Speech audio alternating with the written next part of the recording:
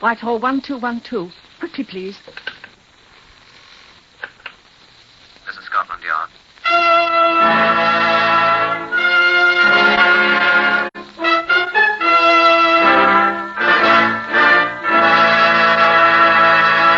For the first time, Scotland Yard opens its secret files to bring you the authentic, true stories of some of its most baffling cases. These accurate records are drawn from the actual files of Scotland Yard. They're true in every respect, except for the names of the participants, which for obvious reasons have been changed. Research on this exclusive series has been done by Percy Hoskins, chief crime reporter of the London Daily Express. The stories for radio are written and directed by Wyllis Cooper. Some of the participants: Donald Rhodes, chief security officer of Heathrow Airport and a former Scotland Yard man. It was a considerable responsibility. Detective Sergeant Vivian Morris of Scotland Yard. I am a suburban housewife. Chief Inspector Robert Sheehan of Scotland Yard's flying squad. Step into the Black Museum here with me. I should like to show you something. John? Oh, is that you, Sheehan? Yes, I brought some friends to see you. Yeah, I'll be with you at once. Good afternoon. This is Chief Superintendent John Davidson, curator of Scotland Yard's Black Museum. Oh, how do you do? Well, I expect you've come about the relics of the Heathrow affair. Right. Oh, on the table there behind you. All we have. Oh, good. Yes, this one I recognize. Iron bar used by criminals in Heathrow affair. Some of my hair still sticking to it. Yeah, some of your blood, too, Bob. Makes my head ache yet. Yeah. This is, briefcase carried by the GOC. And here, alterable license plate used by the GOC gang. You see, it reads GMU 436. Press the lever, please, John. And hey, presto, it reads CGC 829. Very neat, isn't it? You, of course, don't have the most important souvenir at all here, John. What's that? The £500,000 sterling. I think that I should tell you a little about our flying squad. It consists of a large number of motor cars, all wireless equipped, all very fast, and all kept constantly in superb condition. The flying squad is on duty 24 hours a day, a highly mobile force, available on extremely short notice at any point in the entire London area. The members of the flying squad are hand-picked, and they're very unusual men. These three are typical. This is Detective Sergeant Nobby Clark of the flying squad. Yes, sir. I was one of Lord Louis' commandos. I was at Narvik. Oh, yes, and at Dieppe. Former leading petty officer Dusty Miller of HMS Peavy. I am 29 years old. I am 6'2" and I weigh 14 stone 8. I was welterweight champion of my ship, the light cruiser Phoebe. Detective Sergeant Ray Lawton, a Canadian. I'm about the only policeman you ever heard of who was once a lion tamer in a circus. Like all policemen in Britain, we seldom carry arms, although I assure you we're quite able to use them effectively should the occasion demand them. British policemen rely on the weapons provided by nature, augmented occasionally, of course, by the issue of stout truncheons or rubber cautions, which I understand the Americans call blackjacks, and which are wondrously effective. Our job, you see, is not to shoot criminals, but to bring them to justice, or, if possible, to prevent their depredations. We find our methods rather effective. Well, in June 1948, the great new London airport, London had long since outgrown the famous old Croydon Aerodrome, was operating at capacity, although it was still far from completion. My old friend Donald Rhodes, a veteran Scotland Yard man who was chief security officer at Heathrow, came to call on me at the yard. Can't stay away from the old home place, can you, Donald? I asked. I always know where to come for help, Bob. What's the matter? You know the GOC? General officer commanding what? Ancient and honorable brigade of robbers. Oh, Moriarty? Moriarty, Townsend, Inge, Hughes, West, Simmons. Brown, Bennett, dozens of names. Yes, I know him. Or know of him, I should say. Big operator. Biggest. Well, his recce people have been looking us over. What's he after? A nice new airplane for himself? Gold. At Heathrow? We transship thousands of pounds in gold, you know. International affairs. Planes fly in dripping with the stuff. Leave it overnight with us and... Leave it lying about? We keep it as short a time as possible in our bonded warehouse under guard. Strongest safes in the country. Guarded, of course. Try and get past them. Much gold? Plane load at a time. How's he going to do it? Tanks or something at dawn? Oh, he'll be much more clever than that. He always has been. That's why he isn't sewing mailbags at Dartmoor today. How'd you get on to all this? I brought the chap along, one of my mechanics. Like to talk to him? Naturally. Come in, will you, Curran? Yes, sir. This is former Lieutenant John Curran of the Royal Tank Regiment, Bob. Good afternoon, sir. Sit down, Mr. Curran. Thank you, sir. Tell Chief Inspector Sheehan about it, will you please, Curran? Well, sir, I've been with Mr. Rhodes for quite some time. The day before yesterday, I received a telephone call from an acquaintance of mine named Edward Mybridge. Where did you know this Mybridge before?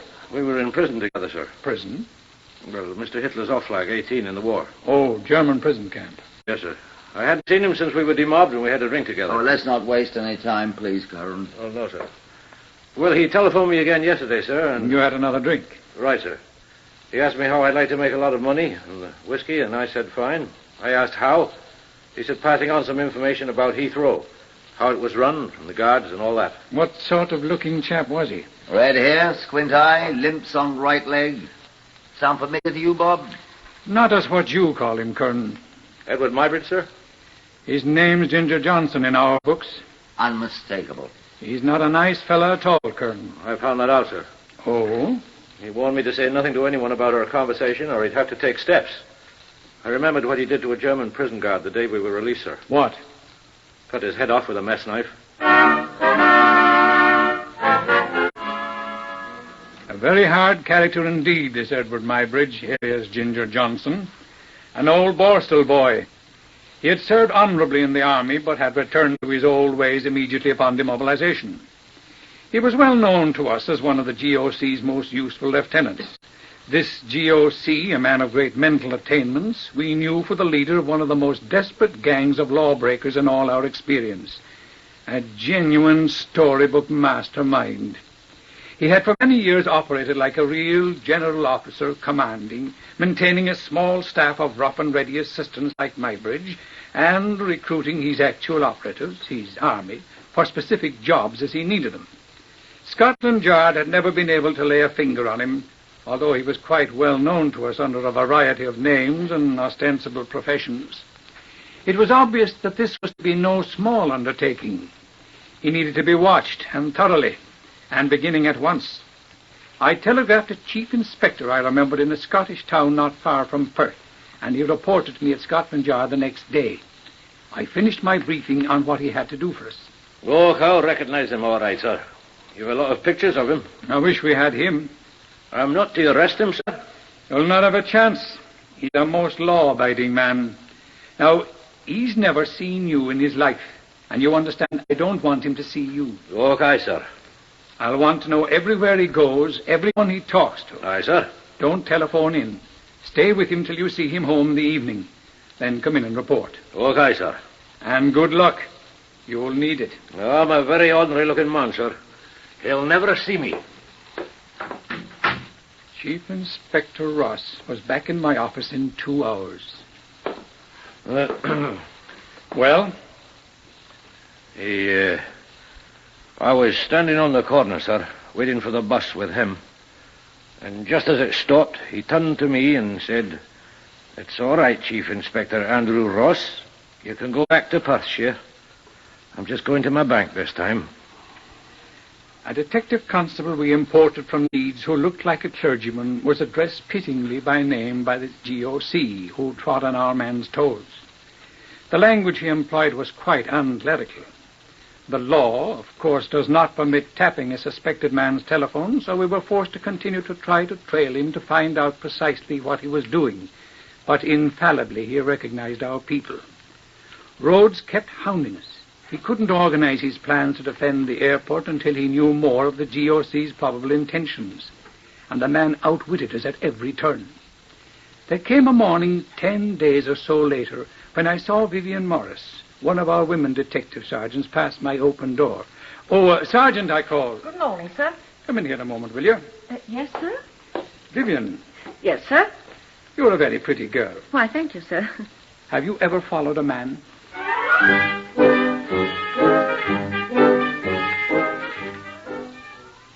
Report of Detective Sergeant Vivian C. Morris to Chief Inspector Sheehan at Scotland Yard. I don't think he recognized me, sir. You look like a young suburban mother, Vivian. I am. Got 2 girls. I shall send them each a hair ribbon. What happened? I got on his bus 1 street after him. There was no seat. I spotted him at once. He was staring about the bus, looking for one of us. And we were not there. All at once, he leaped to his feet and offered me his seat. The very mirror of politeness. Yes. Then he rushed to the door, leered at a perfectly innocent man in a Homburg hat, and leapt off the bus almost before it had stopped. I couldn't follow, of course. Naturally. But tomorrow is another day. Report of Detective Sergeant Morris the second day. Yes, sir. He stayed on the bus this time. I had my knitting with me. I'm doing a pair of tartan stockings for Sheila for her birthday. He didn't pay the slightest attention to me. He got off at Waterloo Station with most of the others on the bus, including myself. He went into a small tobacconist's shop. Here's the address, sir. Thank you. He was wearing a dark blue coat, a bowler hat, and carried a small briefcase. I went into a Lions Corner house, you know the one, sir, where I could watch the door of the tobacconist. I had 3 buns and 3 cups of coffee before he came out again, this time wearing a brown tweed suit and hat and without the briefcase. He looked about him sharply and hailed a taxicab, and they drove off. The number of the taxicab was EBC 414. Thank you, Sergeant. Most well done. Would you just shove me the telephone, please? Thank you. There's an urgent telephone call waiting for you, sir. Who is it? Inspector Green of Traffic, sir. What does he want? He said it's quite important, sir. All right, put him on. Yes, Green? Green here, Shane. See, I hear you're interested in Ginger Johnson. What about him? He's dead. I refuse to burst into tears. He was apparently struck by a motor car. Where? On the Great West Road near the new Heathrow airport. Oh, was he killed instantly? Well, he lived only a few minutes after we picked him up. Well, he's out of our hair. Oh, did he say anything? Just a sec. What must he said? He's a joker. Say, perhaps you know what he was talking about. What'd he say? He said, tell Karen not to drink the tea. It's poisoned. Sounds quite Max Romerish, doesn't it? You're sure he said tell Karen? Did he say Karen? Yes, yeah, that's right, Karen. See, I don't know any Karen. Quite all right, old boy. I do. Oh, thank you very much. I hung up on him. Is there anything I can do to help, sir? Yes, go out and get someone started on tracing that taxicab at once, please. Here, take the paper with a number on it. Right, sir. Will you put me through to Heathrow Airport at once, Chief Security Officer? Oh, good. You're here, Bob. Oh, Donald, I was just telephoning you. Never mind, operator. He's just come in. Look, Don, what about Kern and the tea? Eh? Ginger Johnson just got killed. His dying words were to tell your man, Kern, not to drink the tea because it's poisoned. Tea? What's it mean? I think he was off his rocker. Thought he was still in the German prison camp. Could be. What I came over for, I've a signal from the Foreign Office. The Americans are sending us some money soon. Much? Mere 388,000 pounds in gold. When? 10 days from today. Wonder if that's what the GOC is getting his sights on. A great many people knew that we were expecting a large amount of gold from America. He has a long nose. That long, do you suppose? You had a great deal of experience with him while you were here at the yard. I wonder. Oh, excuse me, sir. Come in, Vivian. You know Sergeant Morris, don't you, Donald? Indeed, I do. How are the girls, Vivian? They're fine, sir. Excuse me, sir. They're checking the taxi driver, sir. They'll telephone you. Good. You can go home now if you like. You want to try again tomorrow? Of course, sir. Good girl. Good night. Good night, sir. Good night, Mr. Rogue. Good night. What's she doing? She's caught up with the GOC. Find out anything good? Shortly. Look, we'll have to get going on this thing at once. If it is the new shipment he's after. I know it. There's not much we can do until we have an idea how he intends to try. Pity Ginger Johnson died. He might have told us instead of babbling about poison tea in German prison. Sheehan here? Shadiger here, sir. In the 999 room. Yes, Shadinger. Had rather good luck on tracing that taxicab, sir. Found the driver had just come into the company garage. Had his trip booked with him. Good. The trip at 10:23 this morning was from Waterloo Station to a shop in Sowell, a chemist shop. A chemist shop? Yes, sir. The taxi driver said he saw his fare enter the shop. George Schill, chemist, he said. George Schill, I know that name. What about George George Schill Schill? has been involved in a number of narcotics cases. Yes, I know. Thank you very much. What about George Schill? That's who the GOC was visiting this morning. Is he in the narcotics thing, too? We shall find out, old boy. I wonder where he went from there. Probably to bump off Ginger Johnson. Bump him off? Now tell me why he should do that. Well, good old Ginger might have been looking on the wine when it was red. Bible, old chap. Or the whiskey when it is amber. And blabbered about his talk with your man Kern. The GOC wouldn't like that, would he? He wouldn't know whether Kern had talked to you. And he might have decided to prevent any more talk by Ginger to the wrong bloke. Oh, a little fantastic. But plausible. Where'd they find Ginger? Uncomfortably close to your precious airport on the Great West Road. Ah. Yes. Put me through to Superintendent Trevelyan. Is that you, Trevelyan? Sheehan here. Look, sir, I'd like to have a detail of men at once on an investigating job. Yes, sir, most important. I'd like to have a check made at once of all houses along Great West Road near the New Heath Airport. I'll direct them if you like. Eh? Oh, thanks, Donald. Mr. Rhodes, the chief security officer at the airport, will help them out. I'm looking for a house that has a recent lodger. Check the houses that overlook the airport first. Please, for a lodger that did not return this evening. Here's the description. Tall, red-haired, has a squint eye and a gimpy right leg. Got it, sir? Thank you. Yes, sir, I'll get a search warrant and come at once when they find him. Thank you very much. They can telephone me at home if they find the place out of hours. Right.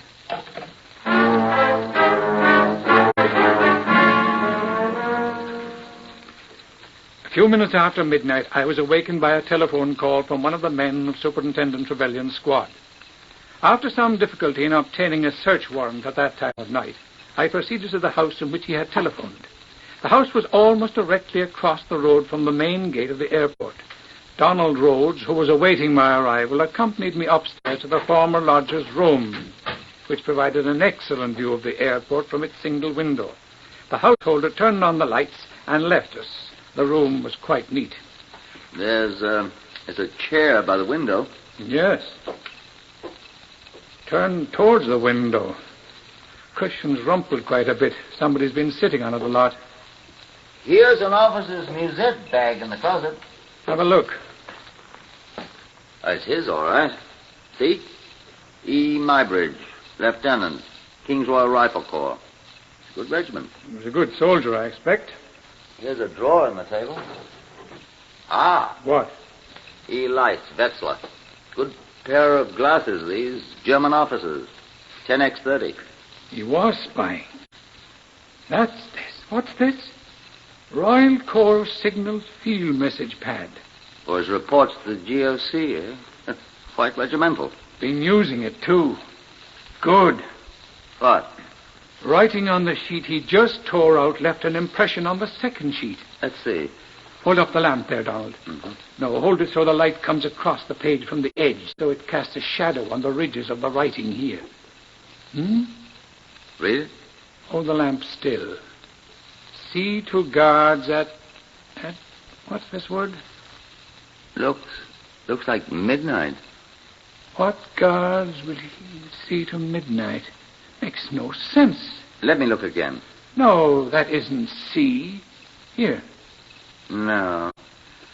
Looks like... I know what it is. What? Tea. Tea? Tea to guards at midnight. I don't... What was it Ginger said to tell Kern? Don't drink the tea. It's poisoned.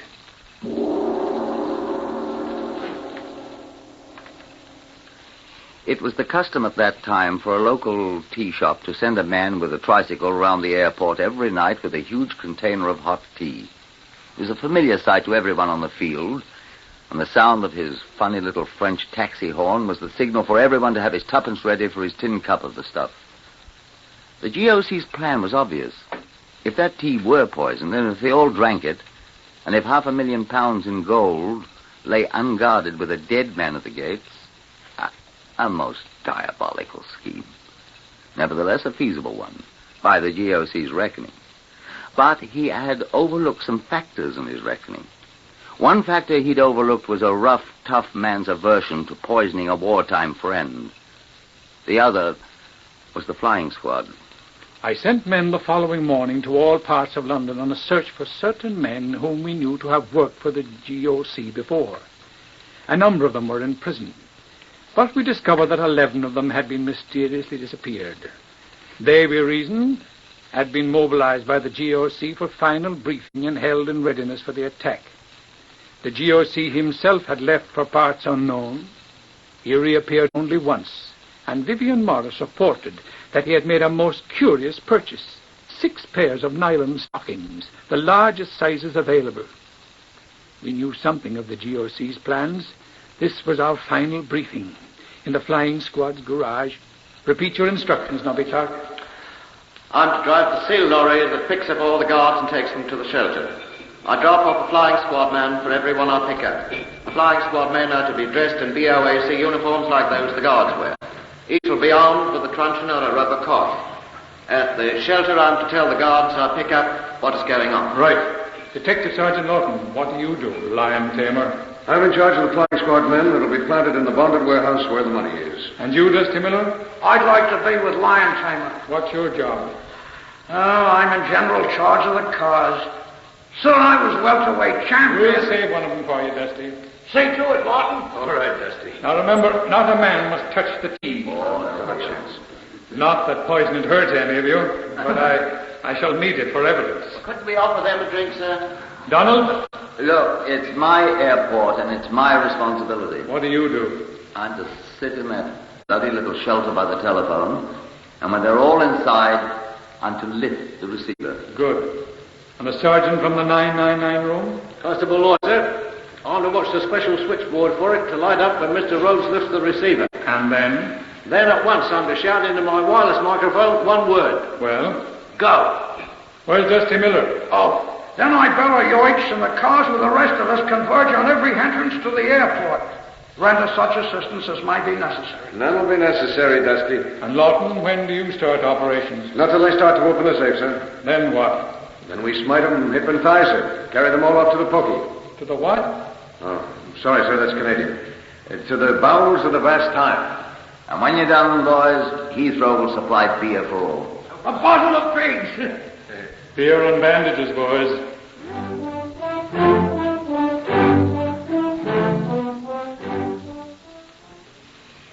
The day came.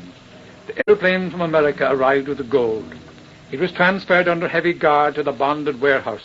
Donald Rhodes supervised that himself. I joined the guard at the gatehouse of the airport about 11 that evening. It was very quiet. That'll be Clark, taking our men around and picking up the regular guards.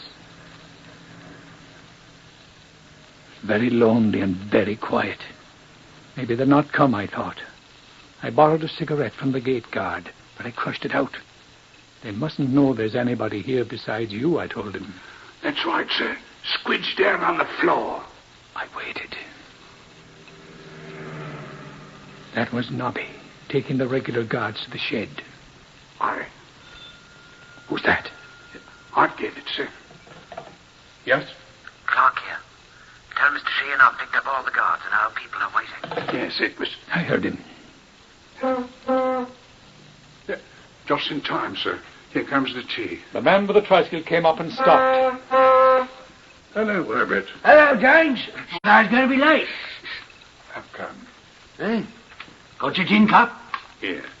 Some guard or somebody stopped me down the road a bit and demanded what I was doing. Made me open up the tea and let him look at it. Got all cold, I'm afraid, him staring at it. All right, tuppence, please. Right. Go on in. The guard brought in the tea, which we set on the floor to keep as evidence. The driver came back with the empty container and went on about his business. The guard and I crouched on the floor of the little hut, waiting. Only the sound of a belated airplane or two broke the silence. It was half an hour later when we heard the sound of a lorry. I crawled under the table. The guard lay back in his chair, motionless. The lorry stopped at the gate and a man got out. He looked in our window. Here's one of them now. I stood up cautiously. The lorry moved straight to the bonded warehouse and stopped. We heard them at the door. We kept quiet in the dim light. The door opened. I watched through a crack in the shelter door. My hand on the telephone to the 999 room. We sat in our cars, motors running, hidden at the road junctions all around the airport. My eyes began to hurt, watching that switchboard. I said to the guards in the shed, now mind you, not a sound. I could see the shadowy figures clustering about the door to the bonded warehouse. A man whispered in my ear. What have they got on their heads? They look like ratty elephants. They had women's stockings on for masks. They sure looked weird with their legs hanging down over their faces. I hope the GOC's with them, I thought. The last one entered. I picked up the receiver. There it is. Go, you sods, go. Come on, the flying squad!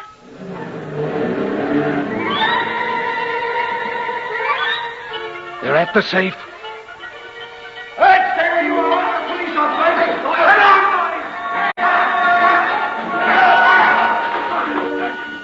I saw a man running towards me. He tore the stocking from his head and I leaped out the door at him. Stop! Stop, I yelled, stop! I'm Inspector Sheehan.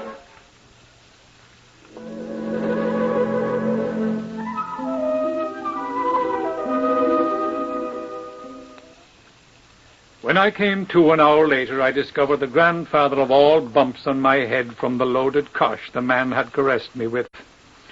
My men of the flying squad stood about, many of them bandaged to the eyes, but all happily quaffing beer. We totted up the score, 11 prisoners, including the one who had struck me and whom the gate guard had taken care of. 2 broken arms, 1 smashed nose, and a turned ankle.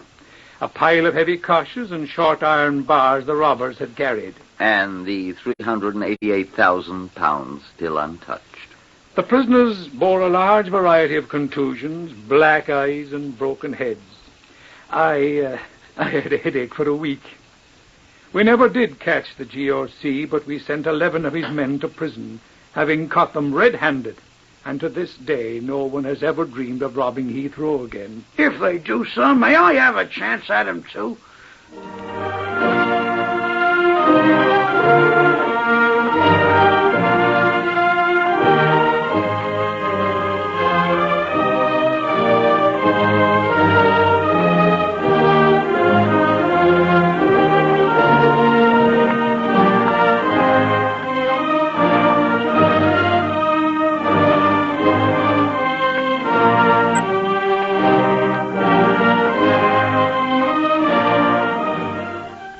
You have heard another true story from the files of Scotland Yard.